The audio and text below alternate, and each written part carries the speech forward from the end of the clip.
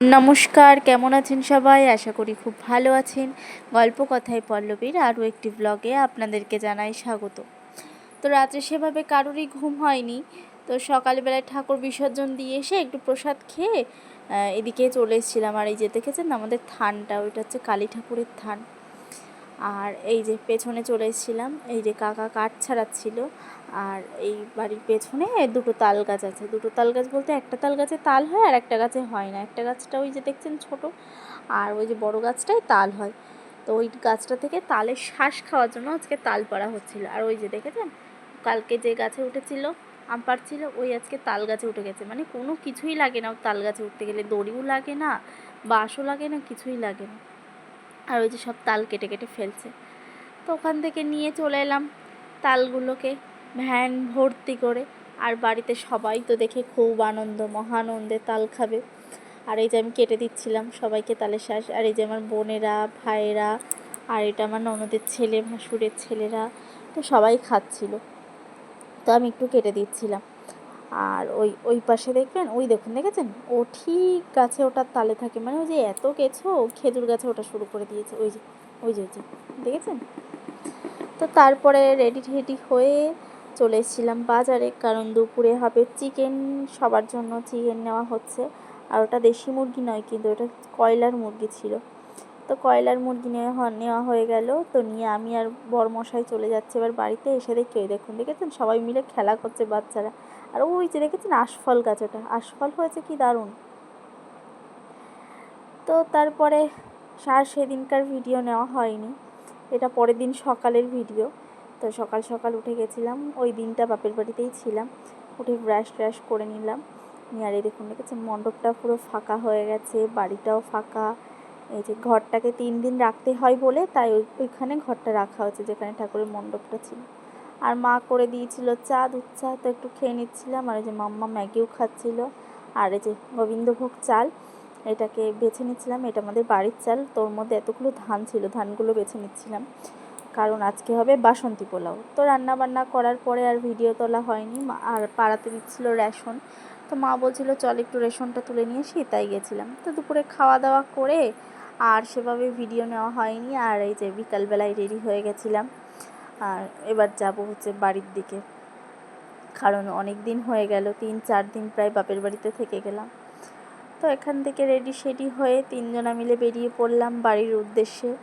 আর এই দেখুন এখানে একটা কালী শীতলার মন্দিরও আছে। এখানে না পয়লা বৈশাখে ভীষণ বড় করে মেলাও হয়। পাশে একটা মাঠ আছে, মাঠটা তোলা হয়নি, তবে ওই মাঠটাই দারুণ, মানে বড় করে মেলা হয় পয়লা বৈশাখের দিন। আর এখানে পুজোও হয় পয়লা বৈশাখের দিন। তো চলুন যাওয়া যাক বাড়ির দিকে। আর এই যে চলে এলাম 2 নম্বর রেলগেট। 2 নম্বর রেলগেটটা পার করেই এবার চলুন যাই বাড়ির দিকে। যাওয়ার দিন না মানে এত আনন্দ হয় বাপের বাড়ি যাওয়ার দিন, কিন্তু ফেরার দিন আর যেন মনটা ভালোই লাগে না। আর এই যে প্রায় সন্ধ্যা সন্ধ্যা হয়েও এসছে, কি বলবো, মানে এত খারাপ লাগে না বাপের বাড়ি থেকে বাড়ি যাওয়ার দিন। তো মনেই হয় যে আরেকটু থেকে গেলে ভালো হতো, আরেকটু থেকে গেলে ভালো হতো, কিন্তু প্রায় 4-5 দিন হয়ে গেল এসছি। তো বাড়ি তো যেতেই হবে, কারণ। আর এই যে চলে এলাম কালীতলায়। কালীতলার আগে আর এখানে একটা শিব মন্দির আছে, দেখুন। প্রথমে এটা শিব মন্দির, তারপরে হচ্ছে ওই যে বজরংবলীর একটা মন্দিরও আছে, এখানে পুজোও হয়। আর তারপরে হচ্ছে ওই কালীতলার যে মন্দিরটা, আসল মন্দিরটা, মা কালীর মন্দির, সেটাই। আর এই মন্দিরটা না ভীষণ জাগ্রত, 7 ভাই কালীতলা বলে সবাই চেনে। আর অ্যাকচুয়ালি এখানে কোনো ঠাকুর নেই, ঠাকুর বলতে বট গাছটাকেই পুজো করা হয়। দাঁড়ান বট গাছটাকেও আপনাদেরকে দেখাচ্ছি। আর ওই দেখুন ওটা কিন্তু কোনো মূর্তি না, ওটা কিন্তু একটা গাছই, গাছকেই পুজো করা হয়, এরও একটা গল্প আছে। আর ওই দেখুন দেখেছেন বট গাছটা, ওখানে প্রচুর লোক যত মানসিক করে তারা ওই ঢিলা বেঁধে রেখে যায়। তো একদিন বলবো ঠিক ওই 7 ভাই কালীতলার গল্প। আর এই দেখুন দেখেছেন ওই যে আগদিন দেখালাম না বাংলাদেশ যাওয়ার ব্রিজ, এই যে সেই ব্রিজটা, এই ব্রিজের ওপর থেকে আপনি বাংলাদেশ যেতে পারবেন, কিন্তু এই বর্ডার অবধি যেতে পারবেন, তারপরে আপনার হচ্ছে পাসপোর্ট ভিসা চেক হবে। তো চলে এলাম এই যে ক্যাম্প, এই দেখেছেন, এখানে হচ্ছে সব চেকিং হয়, যেহেতু সামনেই বর্ডার, তো ওই চেকিংটা হয়।